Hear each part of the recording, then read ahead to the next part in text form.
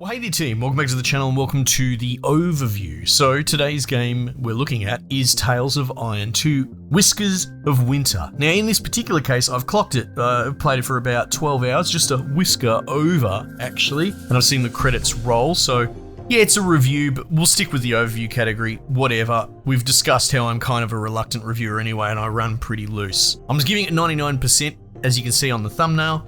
I mean, depending over time, it'll change dynamically. We're doing an experiment this year where I'm going to review 100 games over the course of the year. Still bearing fruit, still filling out the list. So that percentage might change depending on where it sits. But know this, at the time of recording, it sits under Death Stranding, which I think just about everything probably will, unfairly, but above Sin Duality, which I really enjoyed recently, but I can't get past this. This is an absolute banger, and it is, if you are a fan of, say, the first game, for example, which I reviewed tail end of last year, you should go and check that. Also excellent. But generally speaking, what I'm trying to get at is that this is a very good sequel. It lives up to the first game, and it really pays off if you've played the previous one. So there are your broad strokes going into this. I've clocked it, I loved it. I suppose you'd say I'm a veteran of the series. It's left open for a third one, and I'm really looking forward to that as well. And I would highly recommend not only that you play this, but you should probably play the first one first. You could go into this first if you really want, but I don't know why you would if you were interested. Pick up the first one, play that. It's like 7 or 8 hours or something, and then get on with this. Okay, so let's break it down. We'll talk about it on its own merit, right? Comparisons will come, but let's just lay it out if you've never seen this before or anything like that. So Tales of Iron, very close to the first game, but generally speaking, you could just call it a 2D, side-scrolling. You can see it in all the footage. It's very pretty. The animation, the art, all these anthropomorphic little animals from different colonies and civilizations, and at the core of it, you're the rats. But the way it plays out, you'd be forgiven for thinking that it's like some sort of puzzle platformer or something like that. It's very light platforming. In fact, it's much lighter, I would say, than the first one, which there was hardly any platforming in that, and what there was, it was kind of weak. So it's more about navigating through a space. So you've got your overworld map and all that, you can see it all very clearly, but if you're looking for some sort of intense platforming experience, that's not what this is. What it is, though, is more of a, dare I say it, I know it's tired, but like a Souls-like combat type game. So I guess Sultan Sanctuary, it's been a long time, I'm very fuzzy on that, but that might have been one of the first ones that set that scene. So that's what it is. Great narrative, fairly linear with some side stuff, but the combat is the heart and soul of it, if not the, the narrative and the world building itself. Let's just cover on that first, okay? So beat for beat, it's almost identical to the first game, and I don't think that's a bad thing. That's a welcome thing. In a time where all these very high profile companies are shitting the bed with hard left turns or just generally not understanding what an install base of fans want as a sequel, this feels like a sequel for the players. If you love the first game, you will love this. There are some changes, which took a bit of getting used to, I'll be honest, with some of the mechanics, but since we're on sort of the narrative component, it is very similar. In the first game, you play as Reggie. You're kind of in this situation where your kingdom is sundered in the prologue, right? Spoilers, I suppose, but it is how the game gets going. So you're the little king-to-be, and you need to go around and repair up your lands and help the people and just generally be a benevolent king and get everything back on track.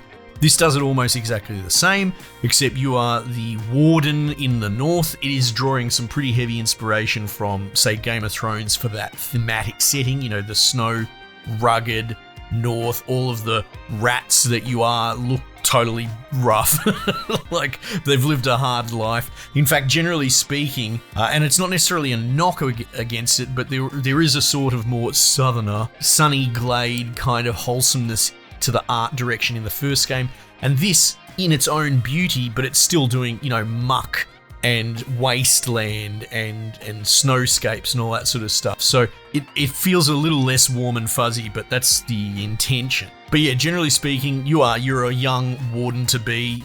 Same thing, your kingdom's sundered. In this instance, it's not the frogs, sort of the main antagonists in the south. In this, it's bats, and they're pretty terrifying and awful, and it's grisly and gory, and lots of poor innocent dudes that don't deserve to die, you know, like it actually has that kind of, that imposed against how all you dudes have little like flute voices or different instruments. Even the rats talk differently. Occasionally you'll come across like a more southern rat. Like, and I don't want to give away any spoilers because there are some spoilers, especially if you're a fan of the first game. This pays off pretty hard. Again, I can't stress it enough. Play the first game, get the warm and fuzzies from that. Play this, you'll be rewarded. The game is for a fan of the first game. But occasionally we come across like someone from the south and they'll have the more recorder sound, which I was expecting and was kind of familiar with from the first game. So yeah, narratively, your kingdom, your holdfast, whatever you want to call it, because like I said, you're a warden, I suppose you're kind of a satellite kingdom, much like the Game of Thrones setup. It is attacked by bats, everything's burnt to the bloody ground, and then you have to step up to the bat and lo and behold, do the exact same thing. Got to go around to all the different little biomes around you. I mean, it's a little bit more focused on not rats. And I don't even want to spoil in the first one because there's a sort of the third act of the first game goes different places. But generally speaking, it sticks to the rat kingdom. And I would actually say it's one of maybe the stronger parts about, if you recall, if you played it or if you're interested, as you build out your surrounding lands, you can see, dude, especially there's sort of like a highway getting built, these bridges, and through the course of the game, you can just sort of see this happening in the background following suit. You don't really interact with it, but visually, it sort of helps keep track of where you're at. It's a little bit more sterile because your kingdom or wardenship or holdfast or whatever you'd like to call it is more just one little area with different plots that you can choose what to build where.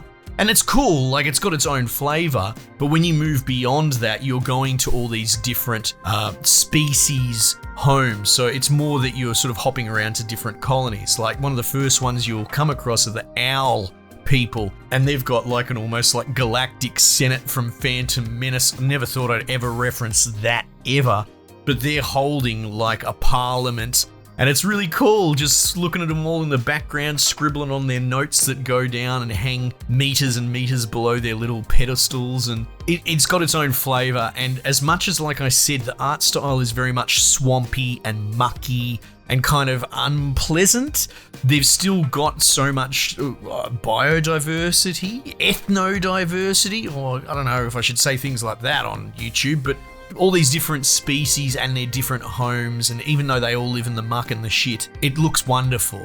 And there's so much variance and variety. So yeah, that's pretty much it. You go around doing busy work, you help people out. Generally speaking, the missions are like recruit a blacksmith, recruit a cook. This is all stuff that was in the first game. The sort of meta mechanics that were in the first game are here again. So like get ingredients for the cook, he'll make you a meal, you eat the meal, it makes your health bar larger, you do that a couple of times. The crafting system, the blacksmithing system's actually changed a bit. I get what they're doing, and it ties more into mechanics because they've introduced mechanics specifically in sort of elemental damage, and from that they've sort of, in a way, quadrupled or quintupled the offerings for gear. And it works, it's just like sorting through it and all that becomes a bit of a pain in the ass. And if you are a kind of collector freak that wants to build everything, there'll be 3 tiers of weapons, but there'll be bloody 20 sets of weapons and armor and swords and axes and two-handed weapons and guns and bows, but you get my point. At a certain point, you kind of do have to just give up and pick a few, if only to keep your inventory organized because there's no sort buttons or anything like that. And look, in the scheme of things, it's not so bad. You get into a rhythm, but it is interesting. Like, okay, I see what you did, I see what you added, and the elemental system I'm still a bit out on. We'll get to gameplay next. So yeah, I feel like they tweaked the knobs on a few things, but I'm not 100% sure if they really hit, to be honest. So I appreciate that they stuck with what they know. Even the narrative being so one-to-one with the original doesn't faze me at all. I'm tuning in because I'm a fan of the first game. Most people probably are as well. But yeah, it is one of those things. A lot of what they changed, I think, kind of missed, to be honest. But it's still brilliant, still built on the bones and the fundamentals of brilliance. All right, so let's get to the gameplay. As I said, platforming light, but combat heavy, very heavy. So you don't really have like leveling or anything like that. It's all gear based, and the gear in turn is crafted by like a soft economy of picking up bits and pieces of dudes. And like I said, you can sort of do bounties for the different little factions of people. I don't want to give away who, because it's kind of spoilery, some of the people that you meet, but we talked about the owls, that'll do, right? But generally speaking, you'll do missions for them. Again, sterile is probably a great way to explain it. Like, I get it, it's a bit more clean, but I feel like they take a little bit of the heart out of it. Even the way that you pick up missions in your throne room and sort of bounty boards, it becomes a little bit copy-paste, at least in the mechanical component of, picking up missions and progressing the story forward. It's still all narrated by bloody Geralt's voice actor, and it's wonderful, as always, because none of them speak. They just make Simlish, instrument noises, but the narration drives it through, and it's very well written, and it sort of waxes lyrical in a kind of poetic way. But yeah, like I said, what they've changed, some of the things, I almost feel like I'm kind of 50-50 on most of it. Like, if they didn't change anything, people would complain about it being too much like the first game, but I'm not sure if they really added a huge amount of value. So look, we'll talk about the mechanics of combat. Most of it's carried over. The biggest no-no that they've changed, which some people are going to think is great, but I feel like if you love the first game, you clocked it, you learnt it, you're not going to love this. There's iframes in this now. So I don't mean to lecture or anything like that, but I've got all sorts of normies watching my channel. In these kind of games, Souls-likes for example, iframes are a really big part of how combat works. It's how you do dodge builds, and the idea is that there are literally animation frames in your dude's dodge animation that makes you invulnerable, right? So you can't get hit, and you get into this whole theory crafting of, well, maybe you go light armor, so you get a longer animation, and you're invulnerable for a longer period of time, even though we're talking, billionths of a second. But there's a whole art to it. The first game, kind of, I suppose maybe controversially, but I felt it to be the strength and what made it special, had no iframes. The enemies would telegraph that they are going to attack, and you had to learn the spacing, and you impose it against the 2D space, and all of a sudden it becomes a game less about trying to time the iframe and more about trying to gauge your engagement with the enemy and the spacing between you and them, because if they swing and you dodge but you're still underneath their attack, you're going to get hit.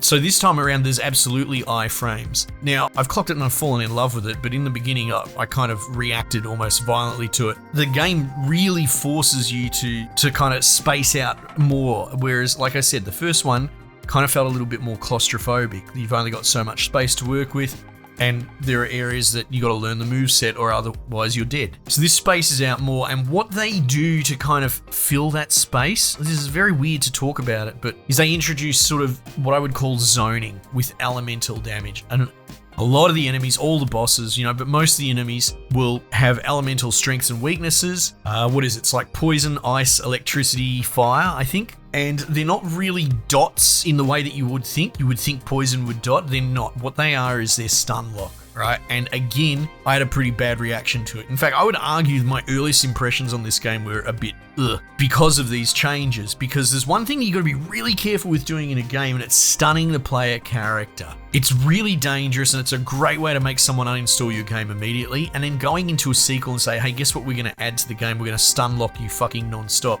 And again, there's a sort of limited quick slot inventory system where you can get these resistance potions to buff up, like say your ice resistance. You can take a disposable potion, you can buy it from the shop. So this sort of extended economy wasn't in the first game, but it is now. It was very gentle in the first. I think you had one buff potion and that was it. You still have that here in like a whetstone, but now you got, a dozen or so little things you can use, drop traps on the ground, that sort of stuff. They come in handy in certain boss fights when you're getting your head smashed in. But yeah, the whole idea of crafting and all, like I said, quintuple more crafting that's a bit of a mess, is you're sort of trying to craft elemental resistances into certain boss fights. I sort of get it, right? To me, it seems like a mechanic constructed on a pretty long tail, no pun intended, to address when you're up against a boss for half an hour and you just suck, because it's not an XP system. That you don't level up, you just get gear. So you could then go and grind bounties to then build this ice chest plate to have better ice resistance so you can go into the boss a little bit better. I think that's what's going on. But generally speaking, the enemies will throw down these zoning little areas of, ice or fire or whatever. And if you stand in it, it will start filling up the bar at the top next to your health bar. And if it fills up, it stun locks you and you have to spam a button to get out of the stun. And it will get you killed. It's designed to get you killed. All the move sets are designed around it, and it's particularly cruel. Again, there's some kick-on issues, like if you miss a counter, a lot of enemies have what I would call chain-specific move sets. So you can learn their move sets, but they will have a move set inside of you messing up a counter, which is to say to follow up and punish you. And most of the time you're going to mess up the counter, it's because your resistance gave out, you stood in the fire too long, you froze, and you got hit. And so it punishes you and double hits you. I'm not necessarily saying it's intended to be cruel, but it certainly feels that way. Anyway, look, you get used to it. Long and short is don't stand in the fucking fire or the ice or whatever it is. So the way that you play compared to the first game is, like I said, it feels like the bosses, it feels like the battles sort of give you more real estate of screen, like it zooms out more, but then there's these zoning spots and you have to be more cognizant of where you're standing as opposed to just having a pitched battle up in the enemy's face. It works, assuming that's their intent. I'm doing a lot of heavy lifting, assuming here. But generally speaking, they will telegraph. Red is bad. They've got the same telegraphs of old, but they don't really work so much once you've got iframes. Like there's sort of red lines, which means they're just going to attack you, and that would be a single sidestep dodge. Red circle means it's going to be a big wallop, but now it also has a red telegraph on the ground. And like I said, functionally in the first game, it existed to let you know, start getting away from the boss now. And it doesn't quite matter as much now with iframes and ground telegraphs as well. If they do a yellow telegraph, you can do a counter. If they don't do anything, generally you can block it and do a kind of soft hidden counter. But the truth is, 90% of attacks will be telegraphed. You don't really fight them against just normal attacks. Anyway, look, I know I've pulled it apart and talked about it, but there's a lot to talk about because that's the thing that they sort of messed with the most. And again, coming back to the theme, as much as I love this game, I really enjoyed it as a fan. I don't know about that. I think putting iframes in, that you can't really put the cork bat in the bottle, and they're clearly going to do a third game. It seems pretty obvious to me. And look, maybe I'm wrong. Maybe I'm on the wrong side of it, and people will rejoice because all the other stuff has iframes. But you got to be careful that you don't go into the slot path where you're just emulating what's popular. Pave your own way, do your own thing. But yeah, look, that's broadly how the game works. In fact, that kind of covers it all. I could probably finish up the review here, right? We've talked about the theme, which is identical. We've talked about the story, how it plays through, a little bit of side questing, biome hopping, that sort of thing.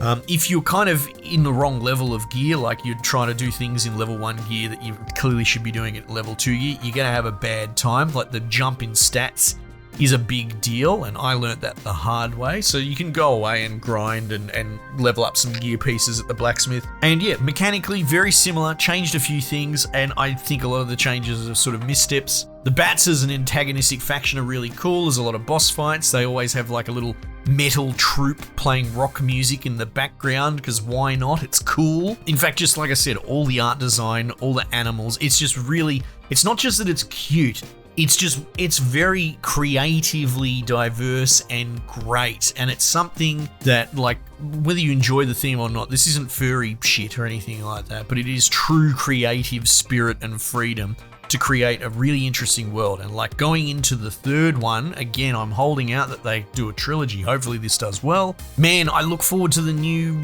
creatures and biomes and all that sort of stuff, because yeah, this art team's out of control. It's really good. Anyway, obviously, I'm singing high praises. This game's excellent. I really suggest you play it, especially if you're a fan of the first one, but you should play the first one first anyway. But we'll put a bow on it with this, okay? This studio is a studio that seems to be, at least according to this game, interested in servicing the fans first, okay? They understand that they now have an install base, right? A fan base with expectations. And they've catered to them. Like I said, narratively, I don't want to spoil it, but if you're a fan of the first game and characters from that and the world and just generally everything about it, you will be rewarded. And by the end of the third act, oh my God, like what a game. But that's unfortunately kind of a bit of a rarity when it comes to sequel-itis. It's familiar enough. They tried a few changes, but I forgive them because you can feel the passion and the kind of love for the fan base underneath the hood. Anyway, team, might just leave it there for the time being, and I'll catch you guys on the next one.